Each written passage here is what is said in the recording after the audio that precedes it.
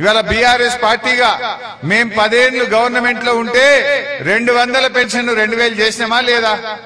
ఆడపిల్ల పెళ్లికి 1,00,000 రూపాయలు కళ్యాణ లక్ష్మి ఇచ్చినమా లేదా? నీ బిడ్డ కాన్పుకు పోతే సర్కార్ దవాఖానలో కేసీఆర్ కిట్ ఇచ్చి ఆటో కిరాయి లేకుండా తల్లిని పిల్లను ఇంటి దగ్గర దించినమా లేదా? అదే విధంగా రైతు బంధు, రైతు బీమా ఎన్నో మంచి కార్యక్రమాలు చేశాం. ఈ సదాశివపేట పట్టణంలో 3 వద్దులకు 4 వద్దులకు ఒక్కసారి నల్లొస్తుండే.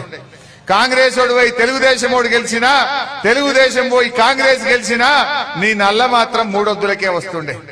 కానీ ఈ గులాబీ జెండా వచ్చినాక ఈ సదాశివపేటకు 30-35 కోట్ల రూపాయలు ఖర్చు పెట్టి ప్రతిరోజు నల్ల ఇచ్చింది ఈ గులాబీ జెండానా కాదా? మా అక్క చెల్లెళ్ళు ఆలోచించాలి.